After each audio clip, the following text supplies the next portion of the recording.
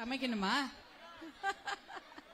பசங்களுக்கு ஏதாவது சமைக்கணும், ஐயோ தோசை சுட்டு கொடுக்கணும், இல்ல ஏதாவது வச்சு செஞ்சு கொடுக்கணும், அதானே ஞாபகம் இருக்கும். போய் பசங்க எப்போ வருவாங்க, ஒரு 7:30 மணிக்கு டியூஷன் முடிச்சுட்டு வந்தாங்கன்னா அவர்களுக்கு ஏதாவது செய்து கொடுக்க வேண்டும். மகளிர் மனசுல எவ்வளோ தூரம் வெளில வந்தாலும் எங்க இருக்கணும், வீட்டுல பசங்களுக்கு ஏதாவது சமைச்சு கொடுக்கணுமே.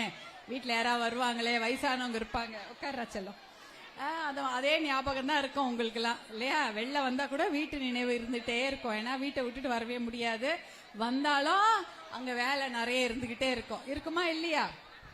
சரி, உட்காருங்க, கொஞ்ச நேரம் உட்காருங்க. இன்றைக்கு தமிழக மகளிர் உரிமை மீட்பு பயணம். தமிழக மகளிர்னா தமிழக பெண்களுடைய உரிமையை மீட்கும் பயணம் நிகழ்ச்சி சிறப்பாக போலூர் பகுதியில் நடந்து கொண்டிருக்கிறது. சிங்கப்பெண்ணே எழுந்து வா அப்படின்ற ஒரு முழக்கத்தோட இந்த நிகழ்ச்சி நடக்குது. சிங்கப்பெண்ணே யாரு? நான் மட்டும் இல்ல, எல்லாரும். நீங்க எல்லாம் சிங்கப்பெண்ணே எழுந்து வா அப்படின்னு நீங்க எல்லாம் உங்க வீட்டுல இருக்கிற வேலையெல்லாம் விட்டுட்டு பரவாயில்ல, இன்னைக்கு இந்த நிகழ்ச்சிக்கு போவோம் அப்படின்னு ஆசையா வந்து இங்க உட்கார கூட இடம் இல்ல என்ன, ஆனாலும் எல்லாரும் அவ்வளோ சிரிச்ச முகத்தோட, இந்த பக்கம் திரும்பின இடமெல்லாம் சிரித்த முகத்தோட இந்த மகளிர் அவ்வளோ அழகாக வந்திருக்கீங்க. வண்ண வண்ண உடைகள்ல உங்களை பார்க்கறதுல எனக்கு அவ்வளோ மகிழ்ச்சி, அவ்வளோ சந்தோஷம். அதுவும் போலூர்ல சிறப்பாக நடந்து கொண்டிருக்குது. போலூர் என்ன பெரிய ஸ்பெஷல் இந்த ஊரு. நான் நேத்தெல்லாம் நிறைய ஊருக்கு போயிருக்கேன். நேத்து வேலூர் பகுதிக்கு போயிருந்தேன். வேலூர்ல என்ன ஸ்பெஷல் அப்படின்னா, அங்க ஒடுக்கத்தூர் கொய்யா பழம், அடுத்தது இலவம்பட்டு அந்த பகுதியில் இருக்க முள்ளு கத்திரிக்காய், அதெல்லாம் ரொம்ப ஸ்பெஷலாம். முள்ளு கத்திரிக்கால சமையல் பண்ணி சாப்பிடுங்க அப்படின்றாங்க அந்த ஊர்ல போனோடனே பெண்கள். நாங்க சொல்லிட்டோம், நாங்க எல்லாம் சாப்பிட்டுட்டோம், எங்களுக்கு ரொம்ப தெரியும், அது உலக புகழ் பெற்றது. அப்படின்னா இந்த பகுதியில எது உலக புகழ் பெற்றது? எது? அரிசி. அரிசி அரிசி களம்பூர் அரிசியோ ஆரணி அரிசினா தமிழ்நாட்டில் யாருக்கும் தெரியாமே இருக்காது. ஏன்னா இந்த பகுதி அரிசி அவ்வளோ ஃபேமஸ், எல்லா ஊருக்கும் அதான் போகுது. சென்னை, கிருஷ்ணகிரி, கோயம்புத்தூர், பக்கத்துல ஆந்திரா, கர்நாடகா, கேரளா, எல்லாத்துக்கும் எந்த ஊர் அரிசி போகுது? இந்த பகுதியில் இருக்கக்கூடிய களம்பூர் அரிசி, ஆரணி அரிசி இதான் போகுது. நான் ஒரு கல்யாணத்துக்கு போயிருந்தேன் போன வாரம்னு நினைக்கிறேன், போன வாரம் 10 நாளுக்கு முன்னாடி. அது பெரிய கல்யாணம் சென்னையில் நடக்குது. அந்த கல்யாணத்துக்கு பெரிய பெரிய பெரிய ஆளுங்களா வந்திருந்தாங்க. தொழிலதிபர்களா இருக்கட்டும், அரசியல்வாதியா இருக்கட்டும், எல்லாரும், எல்லா பிரபலங்கள்லாம் அந்த கல்யாணத்துக்கு வந்திருக்காங்க. அந்த கல்யாணத்துல மெனு அப்படின்னு போட்டு வச்சுக்கிறாங்க. மெனுனா அன்றைக்கு அவங்க கல்யாணத்துல போடுற சாப்பாடு. அந்த சாப்பாட்டுல முதல்ல எழுதுனது என்ன தெரியுமா?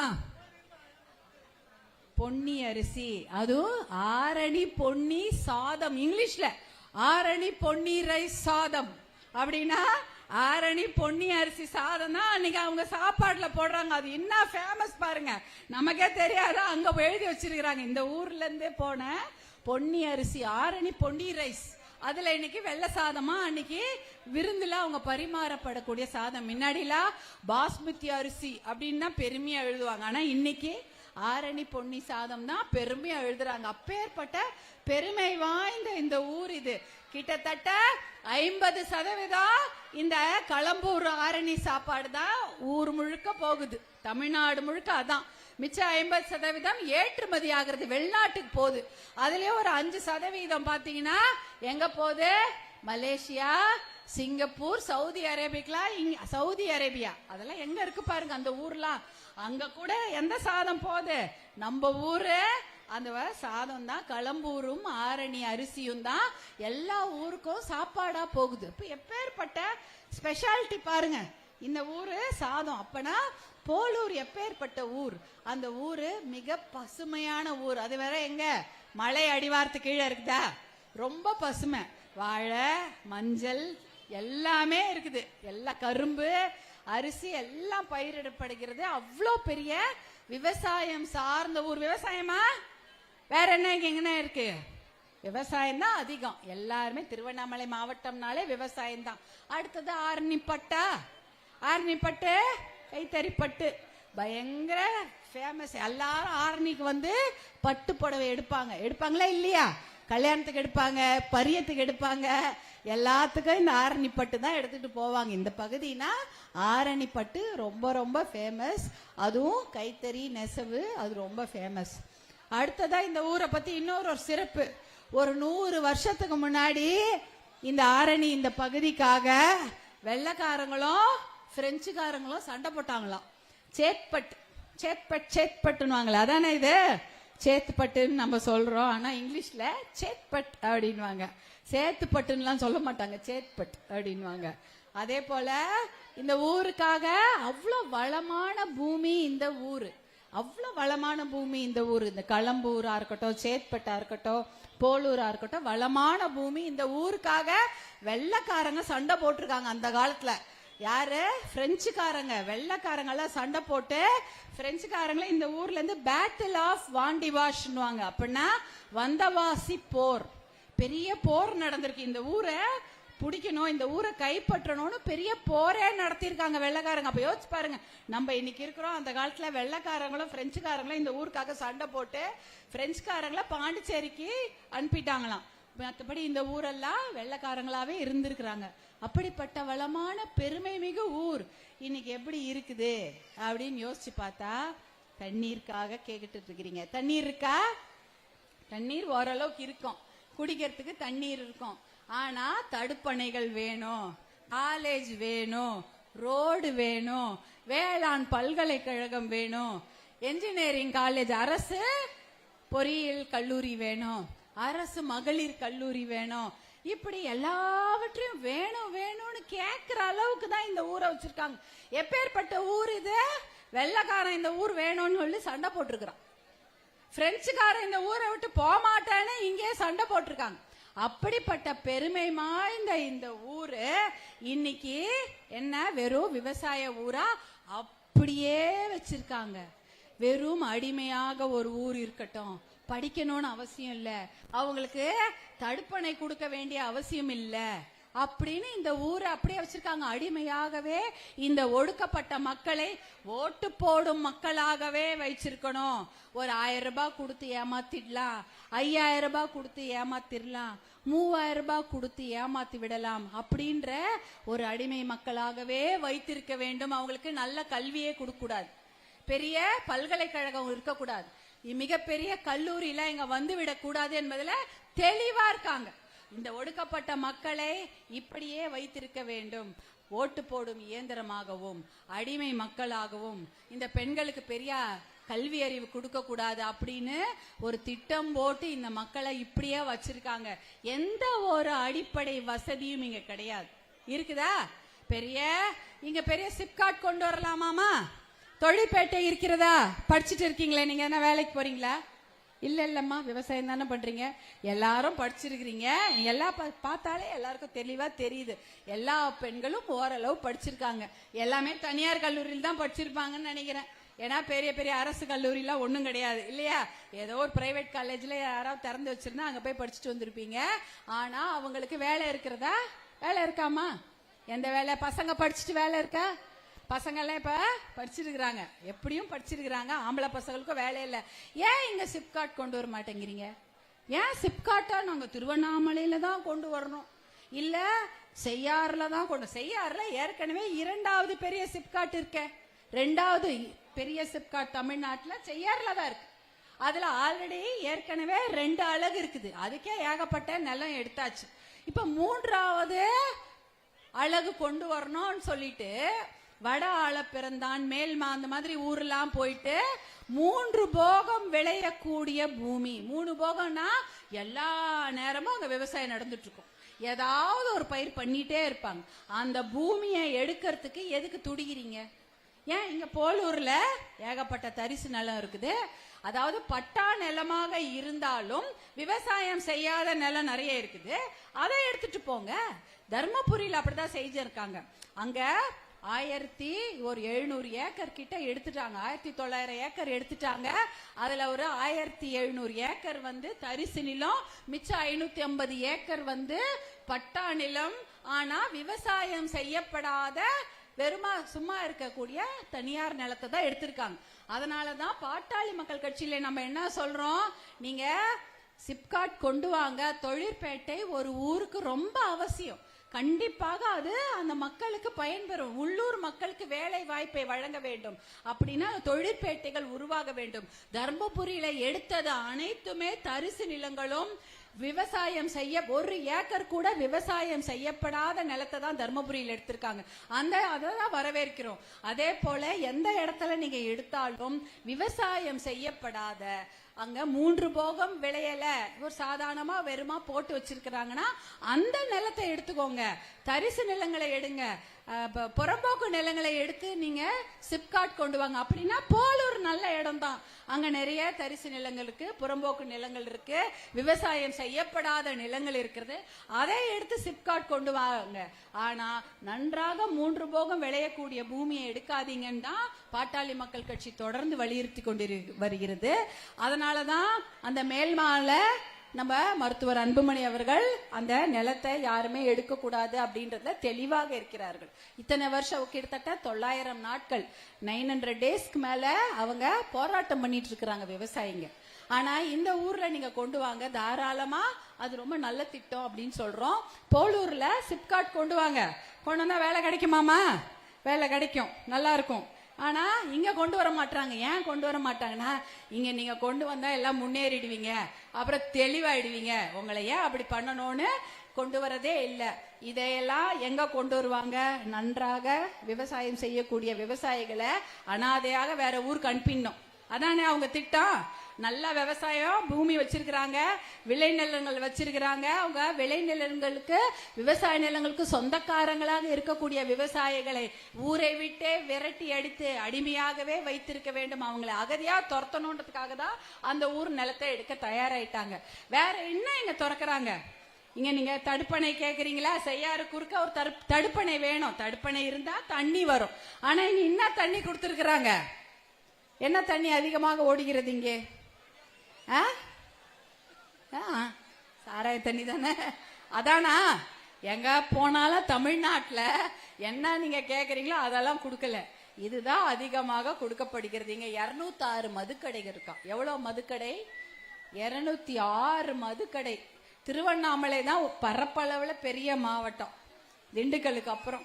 அந்த மாவட்டத்தை 2ஆக பிரித்தால் நமக்கு நிர்வாக வசதி நல்லா இருக்கும். அதை தான் பாட்டாளி மக்கள் கட்சி வலியுறுத்துறாங்க. ஆனா அதை பிரிக்க விட மாட்டாங்க. ஏன்னா அவங்களோட செலுத்துற ஆதிக்கம் போயிடுமே.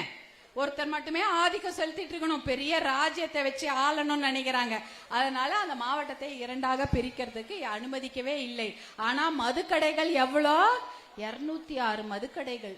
அதுல ஒரே ஒரு ஒயின் ஷாப்ல எவ்வளவுமா தோராயமா மது விக்குது தெரியுமா? தோராயமா ஒரு ஒயின் ஷாப்ல 4.5 லட்சமா. 4.5 லட்சம் யார் பணம்? 4.5 லட்சம் உங்களுக்கு வர வேண்டிய பணம். ஒரு ஒயின் ஷாப்லயும் 4.5 லட்சம். வருஷத்துக்கு 3250 கோடி ரூபாய் திருவண்ணாமலை மாவட்டத்தில் மட்டும் ஆண்டு வருமானம். 3250 கோடி ஆண்டு வருமானம் ஒயின் ஷாப்ல. பொங்கலுக்கு மட்டும் கிட்டத்தட்ட 40 கோடி குடிச்சிருக்கிறாங்க. பொங்கலுக்கு மட்டும் எவ்வளோ? 40 கோடி. 3000 ரூபாய் பொங்கல் பரிசாக வந்த பணம் அத்தனையும் இப்பொழுது எங்க போயிடுச்சு? மறுபடி ஒயின் ஷாப்கே போயிடுச்சு. இப்ப 5000 ரூபாய் கொடுத்துருக்காங்க. நீங்க கணக்கு போட்டு பாருங்க. மின்சார வரி, மின்சார கட்டணம், பால் விலை எவ்வளோ? பழ மாதிரியே இருக்குதா? இப்ப ஏறிடுச்சா? ஏறி முன்னாடி எவ்வளவு இருந்தது, இப்ப எவ்வளவு ஏறி இருக்குது? ஏறிடுச்சா? ஏறிட்டது. அப்புறம் மாட்டு தீவனத்துக்கு காசு, அதெல்லாம் எங்க? ஏகப்பட்டது போயிட்டு இருக்குது.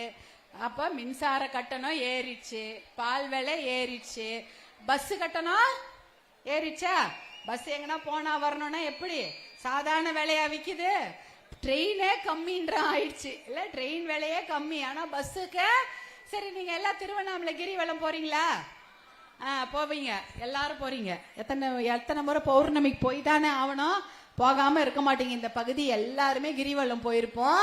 இன்னைக்கு கிரிவலம் போனோம்னா இங்க இருந்து ஊர்ல பஸ் எடுத்து தானே போனோம். பஸ்ல ஏறி திரும்பி திருவண்ணாமலைக்கு போயிட்டு அங்க கிரிவலம் அங்க நடக்கலாம். ஆனா போறதுக்கு இங்கேருந்தே கிரிவலம் போக முடியும். நம்ம கிரிவலம்னா திருவண்ணாமலை சுத்தி தான் போனோம். ஆனா இங்கேருந்து நீங்க எல்லாம் பஸ்ல தான் போவீங்க. நீங்க கட்டணம் எவ்வளோ ஏறிச்சா? ஏறி விட்டுது. இப்ப யோசிச்சு பாருங்க, இந்த பக்கம் உங்களுக்கு பரிசு கொடுக்கற மாதிரி கொடுத்துட்டு அந்த பக்கம் பால் விலை ஏத்தியாச்சு, மின்சார கரண்ட் பில் ஏத்தியாச்சு, ரோடுக்கு நீங்க பஸ்ஸுக்கு போறீங்கன்னா அது விலை ஏத்தியாச்சு, எல்லாமே ஏறிச்சா? எல்லாமே விலை ஏறிச்சு. ஆனா உங்களுக்கு வந்து காசு கொடுத்தற மாதிரி கொடுக்கறது, ஆனா விலை இந்த பக்கம் ஏத்திடுறதா சந்திரி பண்ணாம ஏத்திட்டாங்க. நீங்க உட்காந்து கணக்கு போட்டு பாருங்க. அப்ப கொடுக்கிற காசுக்கும் விலை ஏறினதுக்கும் எங்கேயோ இருக்கும். காசு இவ்வளவுதான் கொடுத்துருப்பாங்க, விலை எங்கேயோ ஏத்திட்டு இருப்பாங்க. அது இந்த பக்கம் 100 நாள் வேலை திட்டம்லாம் எப்படிமா இருக்குது? இருக்குதா? எத்தனை நாள் வேலை கொடுக்குறாங்க? வேலையே இல்லையா? என்ன நீங்க ஒரு ஊர்ல 10 நாளாவது கொடுத்துருக்காங்க, இங்க ஒரு 10-15 நாளாவது கொடுத்துருப்பாங்கன்னு பார்த்தா கொடுக்கவே இல்லை. ஆனா உங்களுக்கு வர வேண்டிய காசு ஏற்கனவே தமிழ்நாட்டுக்கு வந்துருச்சு, தெரியுமா? 100 நாள் வேலை திட்டத்தில் பதிவு செய்திருக்கிறாங்க எத்தனையோ கோடி குடும்பங்கள் தமிழ்நாட்டில். ஒரு கிட்டத்தட்ட 2.5 கோடி குடும்பங்கள் 100 நாள் வேலை திட்டத்துக்கு பதிவு செய்து வித்திருக்கிறாங்க. அதுல ஒரு 1.5 கோடி பேருக்கு தான் வேலையே கொடுக்கறாங்க. அந்த 1.5 கோடி பேர் வேலையும் ஒழுங்கா 100 நாள்லாம் தரதில்ல. எவ்வளோ? 25 நாள், ஒரு சில ஊர்ல 10 நாள், ஒரு சில ஊர்ல 15 நாள். அவ்வளவுதானே கொடுக்கறாங்க. 100 நாள் என்பது இன்னைக்கு என்ன ஆயிடுச்சு? 150 நாளா கூட நம்ம கொடுக்கணும்னு கேக்குறோம். ஆனா இன்றைக்கு 10 நாள் கூட வேலை கொடுக்கல. ஆனா காசு உங்க பேர்ல வந்த காசு வந்து சேர்ந்துருச்சு. ஒரு நாளைக்கு 350 ரூபாவாவது கொடுக்கணும். வரல, 50 ரூபாவாவது வந்துச்சா? ஆஹா, 50 ரூபாய் கூட வரலையா? 59 ரூபாய் கொடுத்தாங்களாம் ஒரு ஊர்ல. அது என்ன கணக்குன்னு எனக்கு தெரியல. 59 ரூபாய் ஏன்னா அப்படி கொடுக்குறாங்க? அதாவது உங்களுக்கு வர வேண்டியது 350 ரூபாய், அதுவும் 100 நாளுக்கு வரணும். அதுலயும் கொடுக்க வேண்டிய வேலை 100 நாள் கொடுக்க வேண்டிய வேலை 10 நாள் கூட வரல, 25 நாளும் வரல. ஆனா கொடுக்கறது 59 ரூபாய். எங்க போகுது? அதுலயும் 1000 எவ்வளவு ரூபாய் உங்களுக்கு வர வேண்டினா கிட்டத்தட்ட எத்தனையோ ரூபாய் வரணும் இல்லையம்மா? நீங்க கணக்கு போடுங்க. 100 × 350 கூட எத்தனையோ ரூபாய் வரணும். அதெல்லாம் உங்களுக்கு தராம உங்களை அப்பப்ப ஏதோ கொடுத்து ஏமாத்துறது. நீங்க என்ன கேக்குறீங்க? லட்டு கேக்குறீங்க. ஆனா உங்களுக்கு சர்க்கரை கொடுத்து ஏமாத்துறாங்க. அதானே? நீங்க பசங்களுக்கு முந்திரி எல்லாம் போட்டு நெய்யெல்லாம் போட்டு லட்டு கேட்டா உங்களுக்கு அதெல்லாம் தேவையில்லை. உங்களுக்கு ஒரு சர்க்கரை கொடுக்குறேன், வேற சர்க்கரையை சாப்பிட்டு திருப்தி அடைஞ்சிங்க அப்படின்றது தானே இந்த அர்த்தம். அதானே? ஸ்வீட்டு கேட்கல, அது ஏதோ ஒரு இனிப்பு உங்களை கொடுத்து ஏமாத்துறது. நீங்க கேட்டது 100 நாள் வேலை, ஒழுங்கா எங்களுக்கு வேலை கொடுங்க, அது எங்களுடைய உரிமை. அதான் நம்ம மகளிர் உரிமை. மகளிருக்காக கொண்டு வரப்பட்ட திட்டம் தான் இந்த 100 நாள் வேலை திட்டம். ஆனா இங்க என்ன ஆயிடுச்சு? கடைசியில 100 நாள் வேலைக்கு பதில் 10 நாள் வேலை, ஒரு 50 ரூபாய் 20 ரூபாய் இத்தோட வேலையை முடிச்சுட்டாங்க. அதான் அவங்க கொடுக்கக்கூடிய திட்டங்கள். மகளிருக்கு முன்னுரிமை கொடுத்து கொண்டு வரப்பட்ட எந்த திட்டத்தையும் இந்த ஆட்சியாளர்கள் செய்யவே இல்லை. அதுதான் உண்மையான விஷயம். ஆனா உங்களுடைய அண்ணா அன்புமணி என்ன சொல்றாரு? உங்களுக்காகவே பல திட்டங்களை கொண்டு வந்திருக்கிறார் மருத்துவர் அன்புமணி. யாரு அவரு? உங்க அண்ணா அன்புமணி தான். மகளிருக்காக நிறைய திட்டங்களை அவர் அமைச்சரா இருக்கும் போது கொண்டு வந்தார். அமைச்சரா இருக்கும் போது 108 ஆம்புலன்ஸ் வந்துதா? 20 வருஷத்துக்கு முன்னாடி 108 ஆம்புலன்ஸ் வந்துதாமா? போன் பண்ணா வருமா? போன் பண்ணா 20 வருஷத்துக்கு முன்னாடி இருந்துதா 108 ஆம்புலன்ஸ்? கிடையாது. 20 வருஷத்துக்கு முன்னாடி எதுக்கு போன் பண்ணுவீங்க? யாருக்கு போன் பண்ணுவீங்க? 108 கிடையாது. யாருக்கு தெரிஞ்சவங்களுக்கு, அக்கா அண்ணன் தம்பிக்கு, அப்பாக்கு, இல்ல பிள்ளைக்கு போன் பண்ணா யாராவது வந்து ஆஸ்பத்திரி கூட்டிட்டு போவாங்க. ஆனா இன்றைக்கு 108 ஞாபகம் இருக்கும்ல? மறக்குமா இந்த எண்ணு? 10 எண்ணு கொடுத்தா ஞாபகம் இருக்குமா? ஒரு செல்போன் நம்பர் உங்களுக்கு சொல்லுங்கம்மா. உங்க செல்போன் நம்பர் வேணாம், உங்க புள்ள செல்போன் நம்பர் சொல்லுங்க. ஞாபகம் இல்ல? ஆமா, நீங்க உங்களுக்கு ஞாபகம் இருக்குதா? உங்க வீட்டுக்காரது, உங்க புள்ள இது, உங்க அப்பா இது, உங்க தம்பி இது கிடையாது. செல்போன் நம்பர் 10 நம்பர் ஞாபகம் இல்லை. ஆனா இத மாதிரி ஒரு பிரச்சனை வரக்கூடாது, இந்த மாதிரி 10 நம்பர் எல்லாம் கொடுத்தா மகளிர்ல யாருமே ஞாபகம் வச்சுக்க முடியாது, அவ்வளவு பெரிய ஞாபகம் இருக்காதுன்றதுக்காக தான் சிம்பிளா எல்லாருக்கும் ஞாபகம் இருக்கிற மாதிரி ஒரே நம்பர். இந்தியா முழுக்க நீ இங்க அடிபட்டாலும் சரி, டெல்லியில அடிபட்டாலும் சரி, இல்ல பக்கத்து மாவட்டம் திருவண்ணாமலைக்கு போய் அடிபட்டாலும் சரி, இல்ல உங்க ஊர்ல இங்க அடிபட்டாலும் ஒரே நம்பர் 108ன்னு போன் பண்ணா வண்டி வருது. கிராமத்துக்கும் வரும், எந்த ஊர்லக்குனாலும் வரும். இந்த மாதிரி திட்டத்தை யாருக்காக கொண்டு வந்தாங்க? உங்க அண்ணன் உங்களுக்காக தான். எதுக்கு? அவசரத்துக்கு பிரசவ வலி என்ன ஞாபகம் இருக்குமா? அப்ப 10 நம்பரு பிரசவத்துல வலி துடி போது என்ன நம்பர் ஞாபகம்? எதுவுமே ஞாபகம். போனை எடு, ஒரு 108 போட்டா வண்டி வந்து நிக்கும். இதற்காக இந்த மாதிரி பெண்களுக்கு முன்னுரிமை கொண்டு வந்ததுதான் மருத்துவர் அன்புமணி. உங்களுக்காக தான் அந்த திட்டங்களை எல்லாம் கொண்டு வர. இன்னைக்கு கூட அன்புமணி ஒரு வெற்றி கூட்டணிய அனைத்திந்திய அண்ணா திராவிட முன்னேற்ற கழகத்தின் தலைமையில வெற்றி கூட்டணி அமைச்சிருக்கிறாங்க. அந்த கூட்டணியில நல்ல நல்ல திட்டங்களை கொடுக்க தயாராக இருக்கிறாங்க.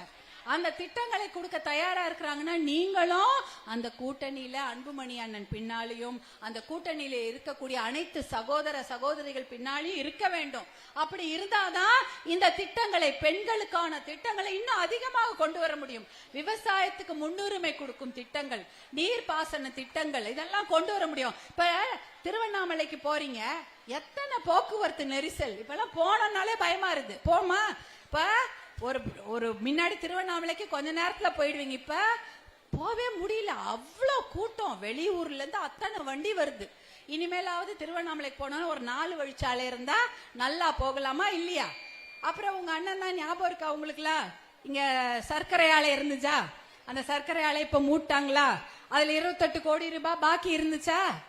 28 கோடி ரூபாய் எல்லாருக்கும் சர்க்கரை ஆலையில இருந்து அந்த விவசாயிகளுக்கு பாக்கி இருந்தது. அதையும் சண்டை போட்டு தீர்மானம் நிறைவேற்றி போராட்டம் செய்து அந்த விவசாயிகளுக்கு வாங்கி கொடுத்ததும் மருத்துவர் அன்புமணியும் பாட்டாளி மக்கள் கட்சியை சேர்ந்த அத்தனை சகோதரர்கள் தான். இந்த மாதிரி நல்ல திட்டங்களை கொடுக்க தயாரா இருக்கும். பெண்களுக்கான திட்டங்கள். இப்ப கிராமத்துல எல்லாம் ஆஸ்பத்திரிக்கு போறீங்களா? இங்க மருத்துவமனை இல்லையா? போய் ரொம்ப தூரம் போகணுமா? எங்கேயாவது போகணும், பக்கத்துல எல்லாம் ரொம்ப இல்ல. எங்க போனாலும் ஆஸ்பத்திரிக்கு போறீங்க, ஊசி போட்டுக்குவீங்களாமா? ஊசி எல்லாருக்கும் போட்டா தானே திருப்தி. மாத்திரை எழுதி கொடுத்தா கூட பிடிக்காது. அட ஒரு ஊசியே போடல, அவர் ஒரு டாக்டரா அப்படின்னுடுவீங்க. ஊசி சத்து ஊசியாவது போட்டாகணும், போடலன்னா பிடிக்காது. என்னம்மா போனோம், ஒண்ணுமே இல்லைன்னு சொல்லிட்டாங்க, ஒரு மாத்திரை எழுதி கொடுத்துட்டாங்க, ஒரு ஊசியே போடல அந்த டாக்டர். அங்க போய் ஊசி போடலையா? ஊசி போடணும், எல்லாத்துக்கும் ஊசி போடணும்னு அவசியம் இல்ல, தேவைப்பட்டா ஊசி போடுவாங்க. ஆனா அந்த காலத்துல ஊசி போடணும்னா ஒரு ஊசிய ஒரு 25 பேருக்கு போடுவாங்களா இல்லையா? இப்ப அப்படியாமா? ஒரு ஊசிய, உங்களுக்கு போட்ட ஊசிய உங்க பேரனுக்கு போட முடியுமா? முடியாது. ஒரு முறை பயன்படுத்தி அந்த ஊசிய தூக்கி போட்டுடணும். இல்லனா அந்த ஊசியில இருக்கக்கூடிய நோய் கிருமி அடுத்தவங்களுக்கு வரும். அதானமா? ஒருத்தருக்கு போட்டு நம்ம தண்ணி குடிச்சா கூட என்ன சொல்றோம், உடம்பு சரியில்லாம யாராவது தண்ணி டம்ளர்ல குடிச்சா கூட அது இன்னொருத்தர் குடிச்சா அந்த அவங்க கிட்ட இருக்க தொத்து வியாதி வந்துடும். அந்த கொரோனால அப்படித்தானே மூக்குல மாஸ்க் எல்லாம் கட்டிட்டு இருந்தோம்ல. ஏன்? நமக்கு மூச்சுல ஏதாவது கிருமி இருந்தா இன்னொருத்தருக்கு பரவக்கூடாதுன்றதுக்காக அவ்வளவு ஜாக்கிரதையா இருந்தோம். எல்லாரும் மாஸ்க் கட்டின்னு வெளில போவோம். ஏன்னா மூச்சு வழியா கூட அந்த கிருமி பரவும். அதே போல உடம்புல குத்துற ஊசி, அதுல ரத்தம், அந்த ரத்தத்துல அவ்வளவு விஷ கிருமி இருந்துச்சுன்னா அது இன்னொருத்தருக்கு போகும். வேற யாருக்காவது உடம்பு சரியில்லை, அந்த ஊசி எடுத்துன்னு வந்து உங்களுக்கு போட்டா என்ன ஆகும்? அந்த நோய் உங்களுக்கும் வந்துடும். அதை தடுக்கணும்ன்றதுக்காக தான் மருத்துவர் அன்புமணி என்ன பண்ணாரு, அவர் டெல்லியில அமைச்சரா இருக்கும்போது 20 வருஷத்துக்கு முன்னாடி ஒரு திட்டத்தை கொண்டு வரார். அரசு மருத்துவமனையா இருந்தாலும் சரி, தனியார் மருத்துவமனையா இருந்தாலும் சரி, ஏழையா இருந்தாலும் சரி, பணக்காரர்களா இருந்தாலும் சரி, படிச்சவங்களா இருந்தாலும் சரி, படிக்காதவர்களாக இருந்தாலும் சரி, பெரியவர்களாக இருந்தாலும் சரி, குழந்தையாக இருந்தாலும் சரி, ஆண்களாக இருந்தாலும் சரி, பெண்களாக இருந்தாலும் சரி, ஒருத்தருக்கு பயன்படுத்திய ஊசியை இன்னொருத்தருக்கு பயன்படுத்தவே கூடாது, அதை தூக்கி போட்டுடணும்னு சொல்லிட்டு ஒரு சட்டத்தை கொண்டு வராரு. அதை ஒரே நாள்ல அமுல்படுத்துறாங்க. எல்லா மருத்துவமனையிலையும் அது இலவசமாக இருந்தாலும் சரி, காசு போட்டாலும் சரி, ஒரு ஊசியை போட்டாங்கன்னா தூக்கி போட்டுடணும். அதுதான் உங்களுடைய குழந்தைங்களை காப்பாற்றக்கூடிய ஒரே விஷயம். இப்படி பெண்களுக்கு முன்னுரிமை கொடுக்கும் திட்டங்களை கொண்டு வந்தார் மருத்துவர் அன்புமணி. இன்னைக்கும் அதுக்கு தயாராக இருக்கிறார். எதுக்கு? விவசாயத்துக்கு முன்னுரிமை கொடுக்க வேணும். இந்த போதை பழக்கத்தை தமிழ்நாட்டை விட்டு ஒழிக்க வேணும். போதை பழக்கம் இருக்குதா? கிராமத்துல எல்லாம் இருக்காமா? பின்னாடி இருக்கு இல்லையா? அவருக்கு இருக்குதா? என்னடா இவங்க மட்டும் பதில் சொல்றாங்களே, நீங்க பதில் சொல்லலையான்னு கேட்டேன். இருக்குது தானே, பள்ளிக்கூடத்துல இருக்குது, எல்லா இடத்துலயும் இருக்குது, கடையில எல்லாம் விக்கிறாங்க. எனக்கு தெரிஞ்ச ஏதோ ஒரு மாசம் முன்னாடியா போதை தலைக்கேறி போய் ஒரு குடும்பத்துல, அந்த குடும்பத்துல சேர்ந்த ஒரு ஒரு பையன் வந்து குடும்பத்தையே வெட்டி கொண்டுட்டானா. திருவண்ணாமலையில் தான் நடந்தது அது. அவனுக்கே என்னன்னு தெரியல, கூட பிறந்தவங்க பெத்தவங்க எல்லா சொந்தக்காரங்கெல்லாம் அந்த பையன் போதை பழக்கத்துல வெட்டி கொண்டுட்டாப்ல. ஏன்னா போதை சாப்பிட்டா, போதைன்னா என்ன, போதை மருந்து. அதாவது குடி வேற, போதை பழக்கம் வேற. குடியிலயும் போதை தான் வரும். ஆனா இந்த போதை பழக்க பாக்கு, அப்புறம் வந்து இந்த சாக்லேட்டு, இதெல்லாம் அவன் சாப்பிட சாப்பிட அவனுக்கு மயக்கமாவே இருக்கும். குடிச்சாலாவது வாசனை வரும், கண்ணெல்லாம் செவந்து போவோம். இந்த போதை பழக்கத்துல அது கூட தெரிய மாட்டேங்குது. பாக்கு போட்டுக்கிறானா, சும்மா உட்கார்ந்து இருப்பான். அவன் என்ன நினைச்சிருக்கிறான், அவன் நல்லாதான் யோசிக்கிறானா, அவனுக்கு தப்பு தெரியுமா ரைட்டு தெரியுமா, எதுவுமே அவனுக்கு தெரியாது. ஆனா அந்த போதை பழக்கத்துல எல்லா தப்பையும் செய்ய தயாராயிட்டான். இப்ப என்ன ஆயிடுச்சு, பெரியவங்க எல்லாம் குடிக்கிறாங்க, சின்ன பசங்க எல்லாம் இந்த சாக்லேட், கூலிப் போன்ற சாக்லேட்டை சாப்பிட்டு போதை பழக்கத்தை அடிமையாயிட்டாங்க. இதெல்லாம் தடுத்து நிறுத்தணும்னா பெண்கள் ஆகிய நாம் தான் முன்னெச்சரிக்கையா இருக்கணும். ரொம்ப ஜாக்கிரதையா வீட்டுல ஆம்பளை பசங்களை கண்காணிங்க. பொம்பளை பசங்களை கண்காணிக்கிறோமா, கண்காணிக்கிறீங்களா? எப்ப போகுது, யாரோட போகுது, யார் ஃப்ரெண்ட்ஸு, சினிமாக்கு போதா, காலேஜுக்கு போதா, நம்ம கிட்ட காலேஜுக்கு போறேன்னு சொல்லிட்டு சினிமாக்கு போதா, எல்லாம் பாக்குறீங்களா இல்லையா? யாராவது வந்து வெளியில உன் பொண்ணு அங்க பார்த்த எங்க பார்த்தேன்னா என்ன பண்ணுவோம், வீட்டுக்கு வர வச்சு நல்லா 2 கொடுப்போம் இல்லையா? கோபமா வரும், என்ன வரும், செம்மையா எல்லாம் திட்டுவாங்க. பெரியவங்க திட்டுவாங்க, அம்மாங்களாம் தான் 2 பரவாயில்ல நம்ம பொண்ணு தானே 2 போடுவாங்க. ஆனா ஆம்பளை பசங்களை அது மாதிரி நம்ம கேட்கறது இல்ல. கேக்குறோமா? கேக்குறதே இல்ல. கேட்கணும். நீங்க தலையே ஆட்டாதீங்க, கேளுங்க. ஆம்பளை பசங்களையும் கேளுங்க. அவங்களும் ஒழுங்கா கெட்ட பழக்கம் இல்லாம இருக்கணும்ல, அவங்களும் நல்லா இருக்கணும்ல. ஆம்பளை பசங்கள் கெட்ட பழக்கம் இருந்தா அவங்க வாழ்க்கை தான் கெடும் இல்லையா? அவங்க வாழ்க்கையும் கெடறது பத்தாதுன்னு கட்டணும் அந்த பொண்ணோட வாழ்க்கையை சேர்த்து கெடுப்பாங்க. கரெக்டா? அதுக்குதான் எல்லாரும் பயங்கரமா சிரிக்கிறீங்க. ஏன்னா கஷ்டப்படுறது தெரியுது. ஏன்னா அவங்க சரியில்லைன்னா என்ன பண்றது, அட இவங்க போய் குடிக்கிற பழக்கம், போதை பழக்கம் எல்லாம் இருந்தா வீட்டுல அம்மாங்க கஷ்டப்படுறாங்களோ இல்லையோ, பொண்டாட்டிங்க தான் முதல்ல கஷ்டப்படுவாங்க இல்லம்மா? இல்லனா ஏன்னா வம்பு வழக்கு சண்டை சும்மா இருக்கிறது இல்ல. குடிச்சிட்டு வந்தா அடி ஒத குத்துதான். அதாவது அதே போல போதை பழக்கம், அதே போதை பழக்கம் இன்னும் மோசம் போல இருக்கு. அருவாள் வெட்டுதான் போல இருக்குது. வெட்டுறது, உதைக்கிறது, இல்ல கொலையே பண்ணிடுறாங்க. அந்த அளவுக்கு ரொம்ப வெறி புடிச்சு போயிருக்கிறாங்க. அதனால ஆம்பளை பசங்களையும் பார்த்து நீங்க ஒழுக்கமாக வளர்க்க வேண்டும். அது பெண்கள் ஆகிய உங்க கையில இருக்கு. ஆம்பளைங்களுக்கும் அந்த அவங்களுக்கும் அந்த கடமை இருக்குது. அதனால இந்த விஷயம் ஞாபகம் வச்சுக்கோங்க. இந்த சட்டமன்ற தேர்தல்ல நீங்க அன்புமணி அண்ணன் பின்னால் அவருக்கு ஆதரவாக இருக்க வேண்டும். அதே போல நாம் அமைத்திருக்கும் அந்த வெற்றி கூட்டணி, அதற்கும் நீங்கள் ஆதரவாக இருந்தீர்கள் என்றால் நல்ல திட்டங்களை கொண்டு வர முடியும். தமிழ்நாட்டை விட்டு இந்த போதை பழக்கம், இந்த குடி பழக்கம் எல்லாத்தையும் ஒரே நாள்ல நம்ம ஒழிச்சு கட்டிட்டா நம்ம குழந்தைங்களோட வாழ்க்கை பாதுகாக்கப்படும். இன்னும் கூட 5000 ரூபாய்க்கு பதில் இன்னும் கூட வேற யாராவது எடுத்துட்டு வந்து அவங்க கொடுக்க தயாராக இருப்பாங்க. எதுக்காக? ஓட்டுக்களை வாங்கி விடலாம். பாவம் இந்த ஏமாளி பெண்கள் இருக்காங்க, அவங்க எந்த தப்பையும் மன்னிச்சு தாயெழுத்தோட மறந்துருவாங்க அப்படின்னு அவங்க நினைச்சிட்டு இருக்கிறாங்க. ஆனா குழந்தைங்களோட தலையெழுத்து ரொம்ப முக்கியமா இல்லையா? இன்னைக்கு அவங்களுக்கு அவங்க கொடுக்கக்கூடிய அந்த காசையோ இல்ல அவங்க கொடுக்கக்கூடிய பொய் வாக்குறுதிகள், நகை கடன் தள்ளுபடி, கல்வி கடன் தள்ளுபடி, விவசாய கடன் தள்ளுபடின்னு எல்லா பொய் வாக்குறுதியும் கொடுப்பாங்க. அந்த பொய் வாக்குறுதிகளை நம்பி உங்களுடைய வாக்குகளை அவர்களுக்கு நம்பி போட்டீங்கன்னா இதை விட அதிகமாக கள்ளுக்கடைகளையும் மதுக்கடைகளையும் சந்து கடைகளையும் திறந்து வச்சு குழந்தைங்களோட வாழ்க்கைய ஒரு வழி பண்ணுவாங்க. ஞாபகம் வச்சுக்கோங்க, உங்க பிள்ளைகளுடைய தலையெழுத்து உங்கள் கையில் தான் இருக்கிறது. நீங்க யாருன்னு ஒழுங்கா பார்த்து மருத்துவர் அன்புமணி சொல்ற அந்த கூட்டணிக்கே நீங்கள் வாக்களிக்க வேண்டும். அப்படிதான் அந்த வாக்களித்தீர்கள் என்றால் குழந்தைங்களோட வாழ்க்கையை காப்பாற்றப்படும். இதை ஞாபகம் வச்சுக்கிறீங்களா? சட்டமன்ற தேர்தல் இதெல்லாம் ஞாபகம் வருமா உங்களுக்கு? தேர்தல் எப்ப வரப்போகுது? இன்னும் 1.5 மாசம் 2 மாசத்துல வந்துரும். அப்ப ஞாபகம் வச்சுங்க. அக்கா சொன்னாங்களே நல்ல திட்டங்களை கொடுப்பது நம்ம அண்ணா அன்புமணியும் அவர் சார்ந்திருக்கும் அந்த வெற்றி கூட்டணி தான். அந்த திட்டங்களுக்கு தான் நம்ம முன்னுரிமை கொடுக்கணும். இல்ல இந்த ஏமாற்று போய் வாக்குறுதிகளுக்கு முன்னுரிமை கொடுக்க கூடாதுன்னு ஞாபகம் வச்சுக்கோங்க. அதே போல உள்ளாட்சி தேர்தல் வருதா? உள்ளாட்சி தேர்தல்ல நீங்க எல்லாம் நிற்க வேண்டும். கிட்டத்தட்ட 50% பெண்கள் தான் நின்று வெற்றி பெற வேண்டும். இதுல பாதி பேரு நீங்க கவுன்சிலர் ஆகலாம், ஒன்றிய கவுன்சிலர் ஆகலாம், வார்டு மெம்பர் ஆகலாம். இந்த மாதிரி உள்ளாட்சி தேர்தல்னா தெரியுமா? அதுக்கு ஓட்டு போடுவீங்களா? போடுவீங்க தானே? உள்ளாட்சி தேர்தலில் யாராவது ஒரு கவுன்சிலர் நிக்க வைப்பீங்க, நிக்க வச்சு ஜெயிக்க வைப்பீங்க. அது நீங்களாவே இருக்கலாம். சரியா? யாரையோ ஜெயிக்க வைக்கணும்னு இல்ல, நீங்களாகவே அந்த கவுன்சிலராகவும் ஒன்றிய கவுன்சிலராகவும் மாவட்ட சேர்மன் எது வேணாலும் ஆகலாம். அதையெல்லாம் நீங்கள் செய்தீர்கள் என்றால் உங்க பகுதிக்கு நல்லது செய்து கொள்ளலாம். இதெல்லாம் ஞாபகம் வச்சுக்கங்க. உங்க வீட்டு பிள்ளையாக மருத்துவர் அன்புமணி இருக்கிறார். அவர் தான் உங்களுக்காக செய்யறதுக்கு பெண்களுக்கு முன்னுரிமை கொடுத்து, குழந்தைகளுக்கு முன்னுரிமை கொடுத்து, நம் குடும்பங்களுக்கு முன்னுரிமை கொடுத்து நல்ல திட்டங்களை கொண்டு வரதுக்கு தயாரா இருக்கிறார். அவருக்கு நீங்கள் என்றென்றைக்கும் ஆதரவாக இருக்க வேண்டும். அவர் சொல்கின்ற அந்த கூட்டணிக்கு என்றென்றைக்கும் ஆதரவாக இருக்க வேண்டும் என்று உங்களை எல்லாம் அன்போடு கேட்டுக்கொள்கின்றேன். நேரம் ஆயிடுச்சு.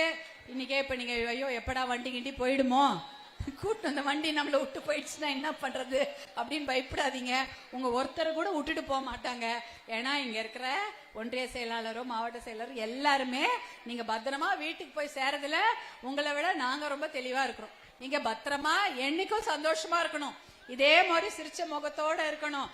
எந்த குறையும் இல்லாம, கடன் சுமை இல்லாம, பயப்படாம, பெண்கள் பாதுகாப்புக்கு எந்த பயமும் இல்லாம, நம்ம குழந்தைங்களோட வாழ்க்கை நல்லா இருக்குமோ, குடிச்சு குடிச்சு கெட்டுடுவாங்களோன்னு பயம் இல்லாம அவர்கள் நன்றாக வாழ்வதை நீங்கள் எல்லோரும் கண்கூடாக பார்த்து மன மகிழ்ச்சியோடு இருக்க வேண்டும் என்ற ஒரே காரணத்துக்காக தான் இவ்வளவு தூரம் உங்ககிட்ட நாங்க பேசிட்டு இருக்கிறோம். இதையெல்லாம் நீங்க ஞாபகம் வச்சுக்கோங்க. இதையெல்லாம் நீங்க பத்திரமா வீட்டுக்கு எடுத்துட்டு போய் எல்லாத்தையும் சொல்லுங்க. நிறைய பேருக்கு விஷயம் தெரியுமாமா? தெரியாது இல்ல. நீங்களாவது வந்தீங்க இந்த மீட்டிங்ல இதெல்லாம் கேட்டீங்க. நிறைய பேர் வந்திருக்க மாட்டாங்க. அவங்க கிட்ட போய் சொல்லுங்க. இந்த மாதிரி நல்ல திட்டங்களை எல்லாம் மருத்துவர் அன்புமணியை நம்ம அண்ணா அன்புமணி தான் கொண்டு வந்தாங்க. அதே போல நல்ல திட்டங்களை கொண்டு வரதுக்கு தயாரா இருக்கிறாங்க. நம்ம அன்புமணி அண்ணன் பின்னாலையும் அவர் சார்ந்திருக்கும் கூட்டணி கூட நம்ம ஒன்னா இருப்போம்னு நீங்க முடிவெடுத்துக்கோங்க. இவ்வளவு நேரம் உட்கார்ந்து பொறுமையா பேச்சை கேட்டதற்கும் என்னுடைய மனமார்ந்த நன்றியை நான் தெரிவித்துக் கொள்றேன். பத்திரமா வீடு போய் சேருங்கம்மா. நன்றிம்மா. நன்றி. அனைவருக்கும் வணக்கம். இப்போ அந்நியரிடம் வந்து போட்டோ எடுத்துக்கிறவங்க ஒருத்தர் எடுத்துக்கலாம். இங்க வந்திருக்கின்ற பெண்கள் நீங்க எல்லாம் போட்டோ எடுத்துக்கலாம். போட்டோ அக்கா கூட நின்று போட்டோ எடுத்துக்கலாம். ஒவ்வொருத்தருக்கும் போட்டோ கையில கொடுத்துடுறோம். அப்படியே